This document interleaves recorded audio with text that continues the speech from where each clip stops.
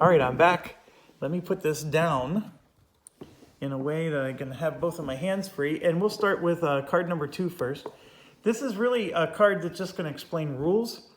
And these rules are in the rule book, actually. It's sort of a rehash of what's in the rule book. This card's not that important, to be quite honest with you.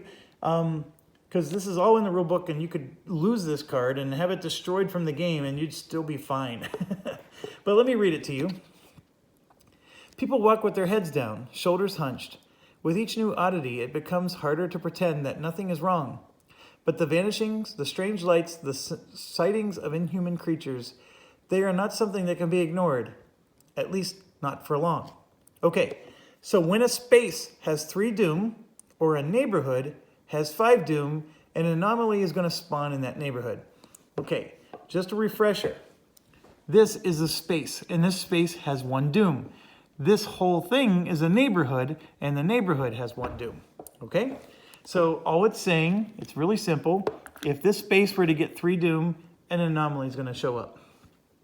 If there's a combination of 5 doom throughout the neighborhood, even if there's not 3 doom in one space, an anomaly anomaly will also show up in that situation. Excuse me. So if I do that, that would cause an anomaly, even though there's not 3 in one space. All right, make sense? That is an extremely important mechanic. There's a little bit of a pandemic feel to this. You're constantly gonna have to go and clean up cubes, if to use terms from that game. So these doom tokens need to be removed in order to avoid those anomalies from showing up. When the anomalies show up, bad things happen. And I'm going to read that to you now. If additional doom would be placed in a neighborhood with an anomaly, that doom goes directly to the scenario sheet. That's this thing. So this scenario sheet, we're going to be putting clue tokens on here, and we're going to be putting doom on here. And when enough doom arrives on here, bad things are going to happen. And of course, when enough clues get on here, good things happen. So getting doom tokens on this scenario sheet is not a good thing. You don't want that. So I'm going to set that back. And that's another important thing. If you have 2 doom out and something were to put 1 doom in each space, as soon as you get this 3rd doom one here, an anomaly appears. Okay? Then the other 2 doom that arrives goes onto the scenario sheet and not onto here. Now, you could choose to do these 2 first and that one last. I mean, you can sort of game it a little bit, and all that's legal. But you have to be very mindful that as soon as an anomaly shows up, anything else that arrives goes to the scenario sheet and no longer shows up on here. And just a sneak peek, the only way you can... Oh, I'm going to read it. It's on the card, so I'm not going to explain it to you anymore. So if you would resolve an encounter in a neighborhood with an anomaly, you have to resolve an anomaly encounter instead. That is this card here. We're going to be drawing those if there's an anomaly. When a neighborhood has 0 doom, remove the anomaly. So that's how you clean up the anomaly. So if you get rid of all the doom that's in that neighborhood, then the anomaly will go away. Okay? So cleaning up doom is important. All right, so that's this card. And by the way, it's double-sided, and it says the same thing on both sides. So no worries there. And not all of them are double-sided, by the way, like that. Some of them, you're supposed to read one side first and not see the other side yet. I think this one might be one of them. The day dawns the color of the hammered lead with the stillness and chill that settles over the gabled roofs of Arkham and lingers. As you go through your morning routine, you cannot shake the feeling of having done it before. The same breakfast, the same headlines in the newspaper warning of disappearances and odd goings-on, and a note in your handwriting reading, "The Damon Sultan approaches. Meet at the train station." Okay, so when there are 3 or more clues on the scenario sheet, okay, when you pick up a clue, it goes into your inventory on your card. And here, I'm pointing. So clues go here first. Then you have to do a research action to move them to there, okay? So it's saying that it's when it's on the scenario sheet. So that's after you do the research action. If you have 3 or more clues on the scenario sheet, we get to add card 4 to our codex. And then we don't remove this one. When there is 3 or more doom on the scenario sheet, we flip this card. So here's what's interesting.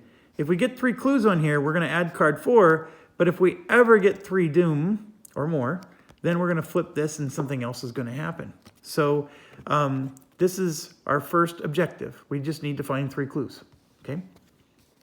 So pretty straightforward. I can tell you that I played one other scenario besides this one, the Innsmouth one, and it gets crazy fast. There's all kinds of stuff, and you're like, you have no clue what's going on, and you don't discover it until later. And I do enjoy that FFG is really moving towards that.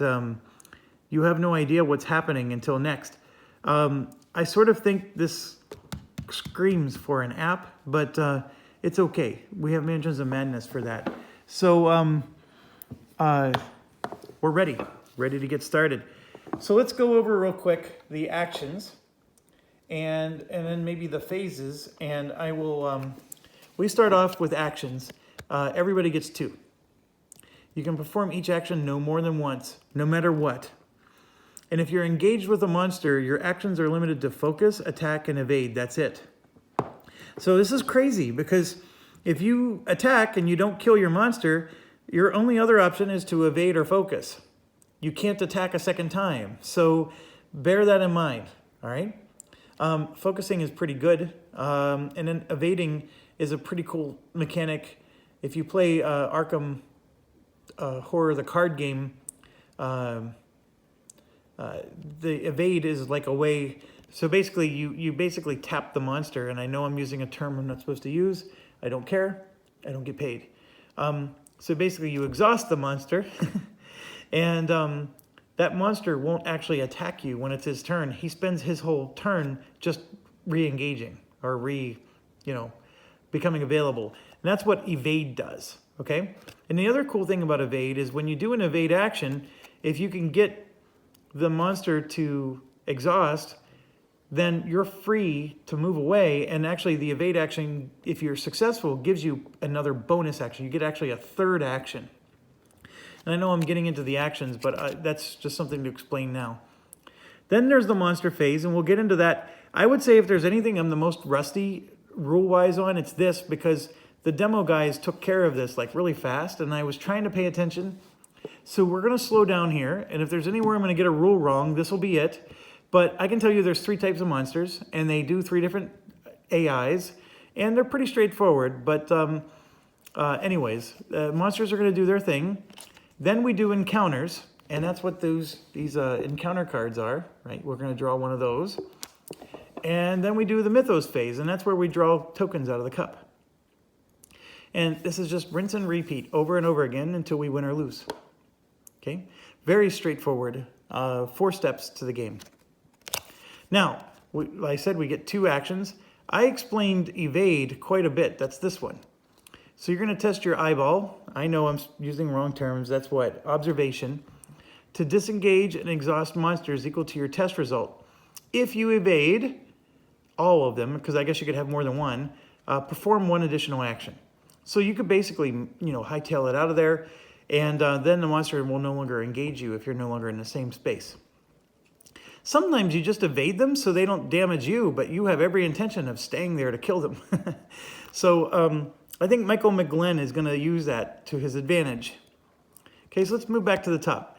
You get to move 2 spaces, and remember we described that this is 1 space, that's 1 space. You get to move 2. You can spend up to $2 to move that many additional spaces. So if I want to move 3 spaces, I would spend $1. And if I want to move 4 spaces, I would spend $2. That's all that means. Okay, that is an action. I can't just spend $1 to move a space for free or, something like that. You have to do a move action. You can gather resources, which is simply gain a buck. Now, Ashcan Pete has, when he gathers resources, he can gain a buck, and then he's going to get an item from the item stash that's $2 or less for free. So he has a really nice gather resources bonus. Focus is you get to pick a skill, and you just get to grab a focus token. And the focus tokens, just a refresher, are these. And they do multiple things in the game. They give you +1 to the skill, so that means you're going to get to roll extra dice if you ever do a skill check. And then you can always discard one of these to re-roll any die during a test. And if I discard this, I can roll a die even if I'm testing lore or something else, okay? But discarding them means you would have to refocus to get it back, okay? Every character is limited to how much focus they can have. Ward, you can test your lore and remove doom. This is the pandemic thing. You can remove doom equal to your test result from your space. So if you get 2 successes, you get to remove 2 doom. If you remove 2 or more, you gain a remnant. And these are remnants. These here. Attack. We're going to basically attack a monster, and you use your strength to do that. We talked about evade. I explained research actually several times. You're going to test your eyeball to place clues that are on your clues that you have. If there's a clue in the neighborhood, you still have to find the clue in the neighborhood. It goes to your inventory. Then once it's in your inventory, you can do research to move it to the scenario sheet. Okay? Trade. Exchange any number of possessions with other investigators in your space. The Duke card lets you do it in your neighborhood instead.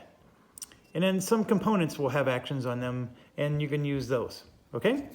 So I went really slow. I'll bring them up again as we go. But the turn order is whatever you want it to be. Players want it to be. So right now, all 3 players are ready to go. So we can go in any order, and I want to make sure I have them all equivalent here. So so basically, this just means that the player hasn't gone, and then after they go, we would flip it over like that. I can go first with this player on this round, and then I can go first with another player in another round. It's any order you want. It's just that everybody eventually has to go. Okay, so let's look at our situation. We need to get clues, and I'm realizing we did not do setup completely.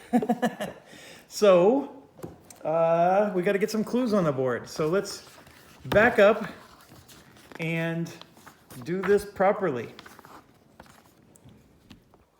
So this is the section I forgot to do, final preparation.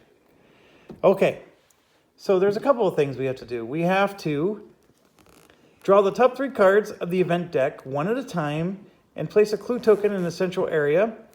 Then add that card to the corresponding neighborhood deck. Okay, we're going to do that. Then we're going to place 1 doom token on each space indicated on the back of the scenario sheet. We did that. Now we're going to spread doom 1 time. So we're going to draw the bottom card of the event deck. So we're going to have a discard pile started from the start of the game. Okay, and yep, that's all I missed. So we're going to get 3 clues out, and then we're going to have to do a doom. And it doesn't matter because the clues come from the front, see? The doom comes from the back. So let's do the doom first because that's just the easier one to do. I'm going to draw the card from the back of the deck, and you can see here it's going to be in the merchant district. And it's the unvisited isle. See that little symbol? So we're going to create a discard pile right here. That's very important because the unstable, some monsters move to the unstable spot in town. And right now the unstable spot in town is the unvisited isle. That is the unstable location. Okay? That's very important. The top card of this discard deck always dictates where the unstable location is in the town. There's going to be several game mechanics that depend on that, okay? So we're going to grab this, and we go to the merchant district, and right here, the unvisited isle, we put a doom. And I would swear there was already a doom supposed to be there. What did I do with it? I must have cleaned it up. There was one from the scenario sheet. Like if you look at the scenario sheet, there was one that already started there as well. So we actually have 2 doom on that spot. Okay, now we got to do the 3 clues. So I'm going to draw the 3 cards from the front. 1, 2, 3. And I'm going to put this camera down and I'll show you one at a time how this works. So this first card here is East Town. and you can see the Easttown deck, okay? So what you do is you draw the first 2 cards of the Easttown deck, and then you put this in, and we just shuffle. Shuffle, shuffle, shuffle. I'm looking away so I can't actually see or memorize where this thing could be. And then that clue card is somewhere in the top 3, and then we put it on top of the deck. That's how that works. So we just do it one at a time. Now we're going to do the Merchant District. Same thing.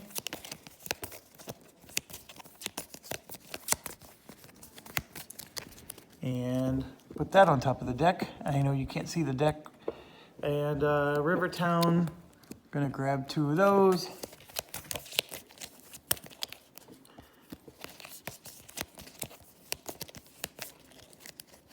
And I hope this explains why the card backs are all identical. Now, don't be a doober like me and forget which ones you just did. So we have 1 in Rivertown. So what we do is we put a clue in the center of Rivertown. Then we have a clue in Merchant District, and the last clue is in Easttown. Okay?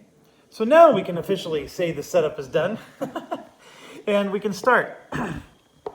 Because the first thing I want to do as a person starting this game is I want to go get a clue, of course. And so I'm going to start with Marie Lambeau. Well, no, I'm not. I'm going to start with Michael McGlenn.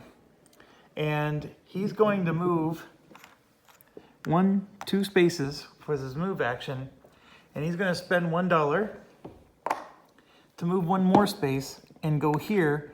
And he wants to attack this rogue figure. He's got a mission, and that's to kill things. So this rogue figure is going to be engaged with him. So we actually move it down here. As soon as you move into the same space as any enemy, the enemy engages you, even if it's a lurker. This enemy, by the way, is one that patrols. So not only do they automatically engage you, but they also end your movement. So you can't move through a space that has one of these. They automatically stop you. All right, so we have to deal with that. And he's more than happy to. He wants to attack it with the second action. So we're going to get into attacks right away. And so this rogue figure, we're going to flip it over. And he has 1 health. Let me see if I can zoom in here. So you can see here he has 1 health. If he were to attack you, he does 1 damage. But he does not attack you at this phase. He attacks you later during the monster phase.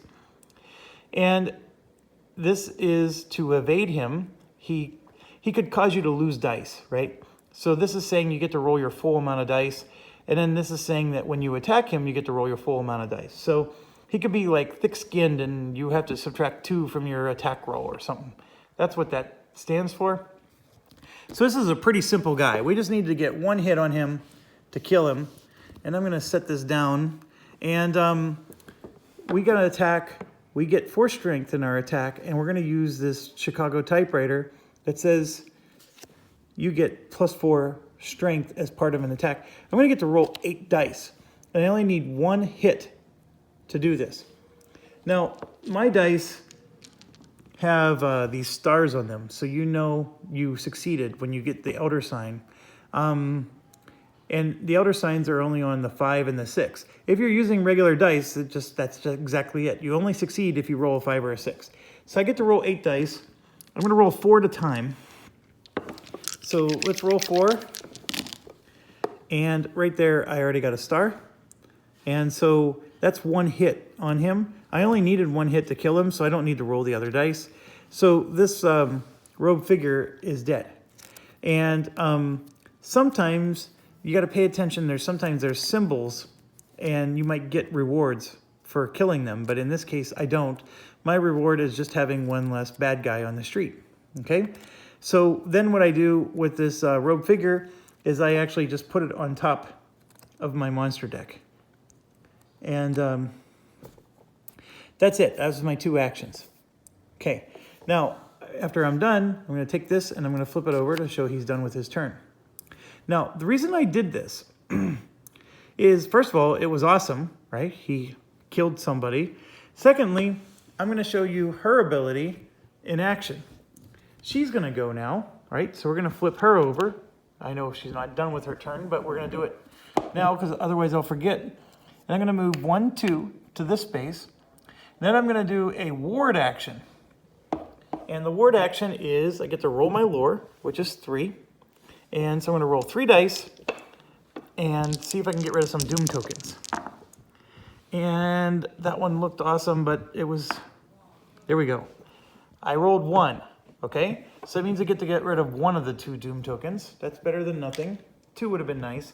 And then I'm going to use her special ability. Once per round, after you perform an action, another investigator on any space can do the same thing. So I'm going to have Michael McGlenn over here try to get rid of his doom. And so he only has 2 lore, so he only gets to roll 2 dice, but we're going to give it a try. And he succeeded. All right, so we get rid of a lore with him.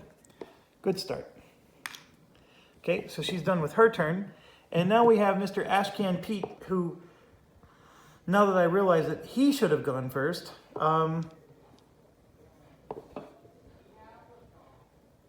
in fact, if you will allow me, I'm going to retroactively say he did go first, because here's why. His first action is he's going to focus. So he's going to grab a handshake focus to make his negotiation skill, his influence gets a +1. All right, and this is going to make sense to you real quick. And then I'm going to do a gather resources action, okay? So when I gather resources, per this card, I get $1, right? Gather resources gives me $1. So I'm going to take $1 and give it to Ashcan. But that's not why I did it. 2 other things trigger when I do that, and that's why. Here you can say, after you perform a gather resources action, you may gain an item worth $2 or less from the display. So I'm going to come over here, and let's zoom this in for you. So the $2 or less items, I can't get dynamite, I can't get a leather coat, but I can get a rabbit's foot and a knife. Those are the 2 things I can get. So the knife would give me +1 attack, and of course the rabbit's foot is just pretty darn nice.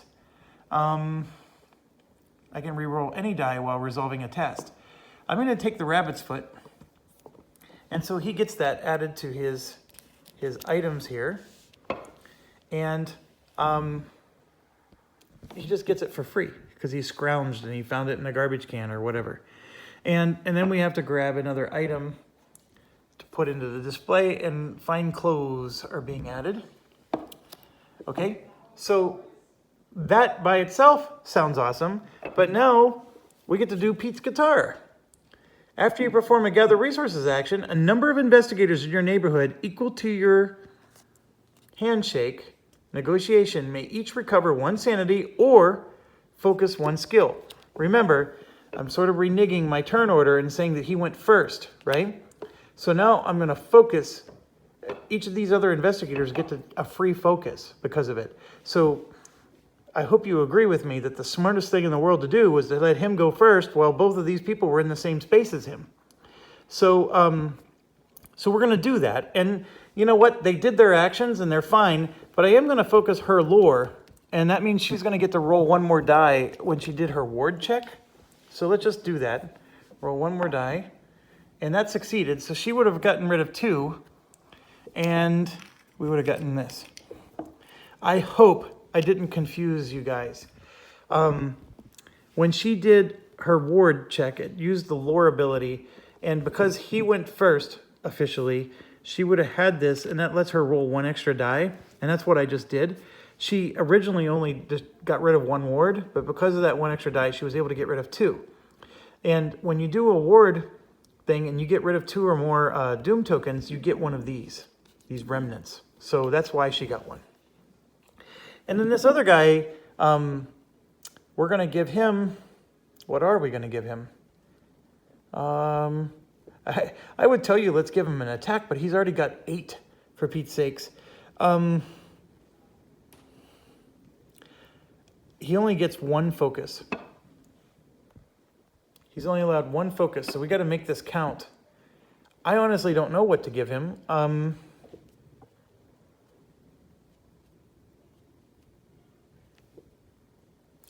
I'm thinking we need to give him a will because his sanity's low, and if he ever has to do a check, and fails, this is where he will take damage. Obviously, we can give him a strength and make him a max. I mean, he's already rolling 8 dice. Now he'll roll 9. That's crazy. Now, if he ever gets a clue, this is how he researches the clue. And so there's a part of me that wants to give him an observation so he has a better chance to do that. But, I mean, he's carrying a Chicago typewriter. Screw research. Yeah, we're going to give him a will. And I don't know if that's the right choice, but we're going to live with it. So we'll give him +1 will. And just so, for the record, he gets 3 focus, and she can have 2. So she took one of her 2 right there. Okay, so that's the end of our action phase. All right, so I'm going to put this down, and let's figure out what comes next. So after the action phase is the monster phase. Each ready monster, and by the way, they're all ready, activates, usually by moving. And let's look on the board. There is one monster still on the board. They're sort of hard to see, but here he is. He's in the black cave, and this monster has a speed of 2, so that means he's going to move 2 spaces. He's going to patrol. He moves towards the unstable space, and he engages the highest negotiation. So what is the unstable space? Remember, we have to go over here. The unstable space is that unvisited isle. So the unvisited isle, we happen to have somebody there. So he's going to go 1, 2, and he's engaging her. So we engage him, and he's actually going to attack her, and he does 1 damage. There's nothing she can do. There's no way to mitigate it, nothing. She takes a damage. So she's already got 1 health gone out of her 5, which is actually disconcerting because she doesn't have a lot of health to begin with. So she's stuck with a monster, and she's not going to get to do an encounter, which is another thing. All right, that's the only monster on the board. So now we move to the encounter phase. So we're going to draw and resolve an encounter matching your space unless you're engaged with a monster. And she's engaged with a monster. But it says the long ropes...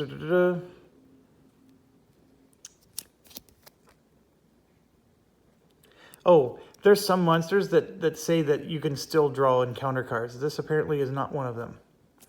All right, so she's engaged. Engaged to be married to the robed figure. And we're going to go ahead and it doesn't matter what order. We'll start with Ashcan Pete. Ashcan Pete didn't move, so he's still on the north side there, and he's in the train station. So one thing I also want to point out is you can see there right above the train station, you see the little black icons and then the white ones. So what this means is it's sort of like an indicator of what the chances are of the encounter he's going to get. So here he's going to probably test his will or his negotiation, and he will likely get an item. That's what the gun means. And the hat, I think, is an ally. He can get an ally to join him. So if you're looking for items or allies, you could go to the train station. Over here, you can see the curiosity shop. You can spend money to get an item. You're probably going to be buying money from here. Okay. Then up here, you can see that little symbol. It looks like a gear, but it's not a gear. It's this. It's a remnant token.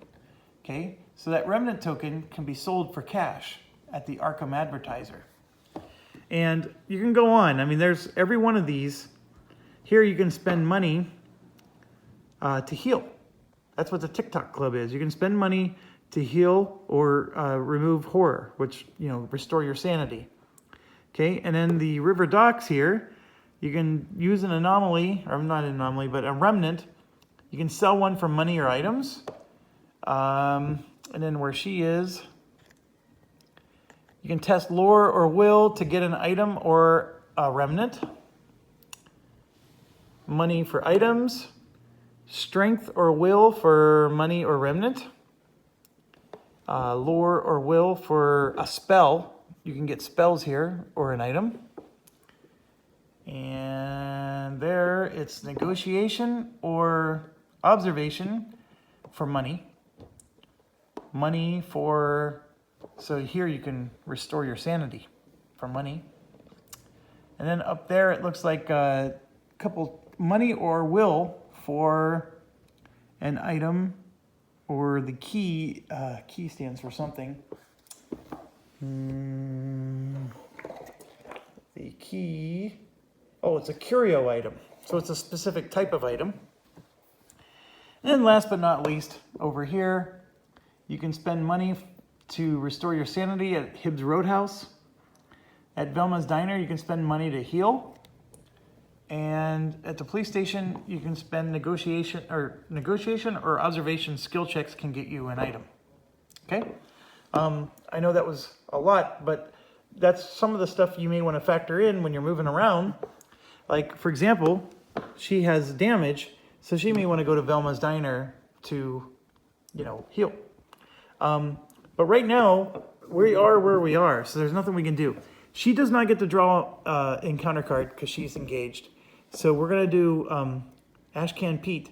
He's doing the north side train station, okay? And remember, there's no clue in his location. There's a clue here, so she really wanted to draw a card. There's a clue here, and there's a clue there. So we're not going to get a clue this round because we didn't even make it to a clue spot. She did, but she has a monster on her. All right, so that monster knew that she had a clue and wasn't going to let her have one. All right, so let's do Ashcan Pete. He's on the north side. So we just go over and draw the top north side card. And we look at the train station. We ignore these two because this is the location he's at. Hold on a second. Sorry, I had to sneeze. Bill Washington finishes loading his truck and pulls away, but some luggage falls off the back. You move to claim it yourself. So this is negotiation. His negotiation is a 1, but we have a +1, so it's a 2. So we're going to roll 2 dice, and this is not good odds, but let's see what we get. And we failed. If you pass, if you fail, someone is watching, and you decide to leave it be. So we had to leave it be. So the cool thing is this just goes to the bottom of the deck.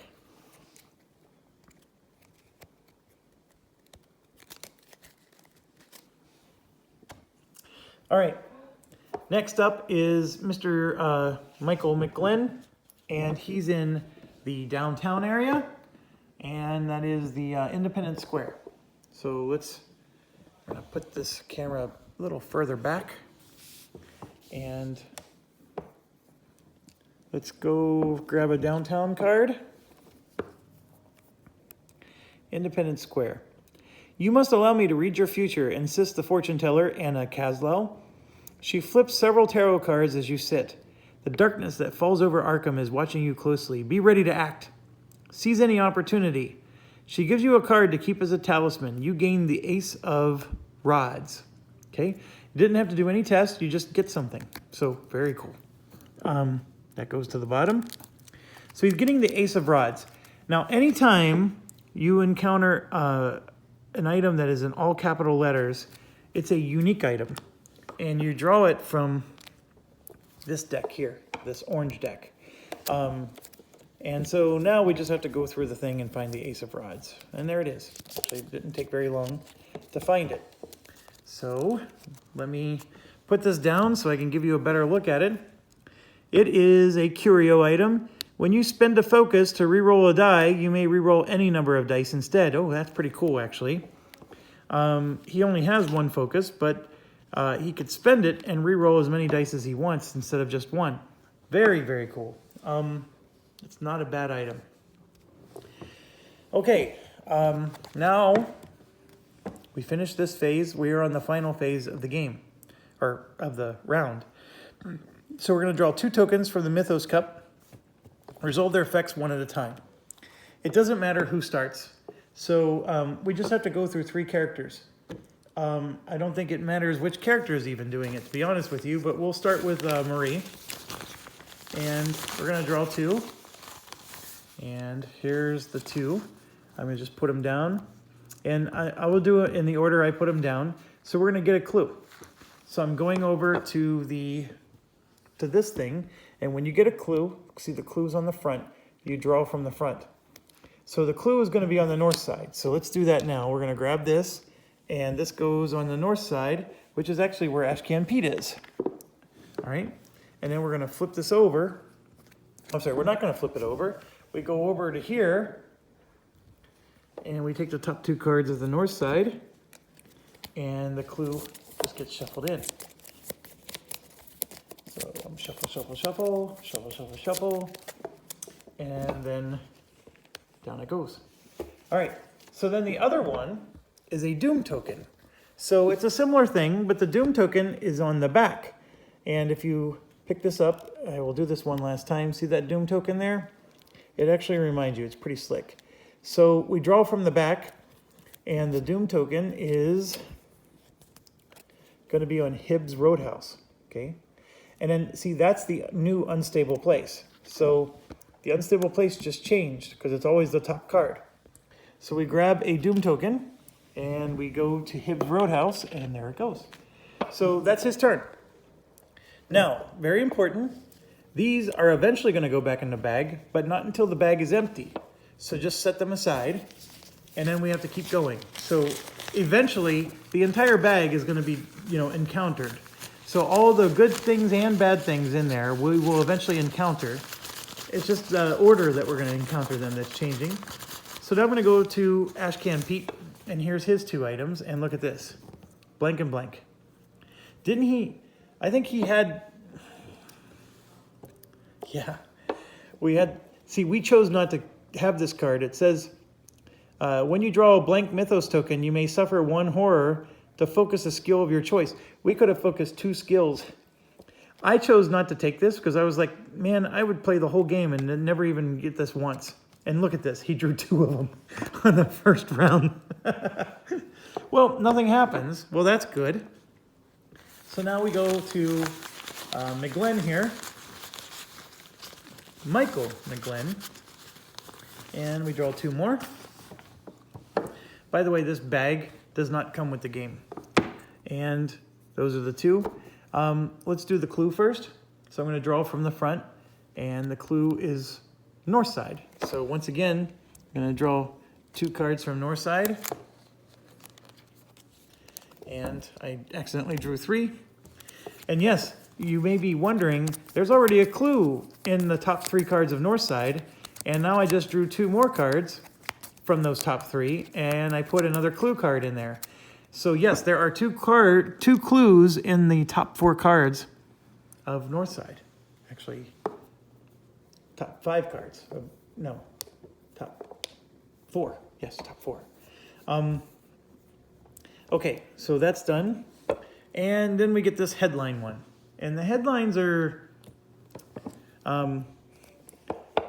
Sheriff Eagle calls curfew routine. 3 missing persons in affected neighborhoods. Authorities insist nothing's wrong. This is just pure flavor. No actual game. The only thing that affects you in the game is if you want to skip that, you can just read this. You suffer 1 damage for each monster in your neighborhood. And remember, this is Mr. McGlenn, and we'll look real quick. There is no monster in his neighborhood. He killed it. So we're in great shape there. And then one other thing I wanted to show you, the FFG guys explained to me that this is sort of like a timer, right? And it eventually runs out. And you'll have players that are constantly looking at how thick this deck is and sort of gaming the system, right? They know we're running out of time. So what the FFGs recommended is you take the used card and you put it on the bottom. So there's always 13. And yes, some nerd will still remember how many there were, because that's what nerds do. But it just makes it a little more unknown in terms of how much time you really have left. And so I just put it in, face side up, so that way we know when we get to the bottom. Okay?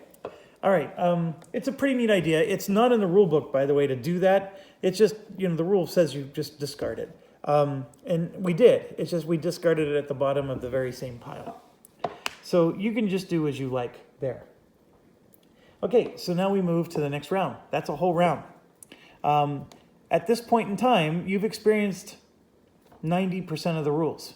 Obviously, you haven't seen an anomaly trigger yet. You haven't seen, what happens when we, do this, or you haven't seen a research action. but this is the game. And so I think this first video here of this first round is going to give you an excellent representation of how your game is going to play.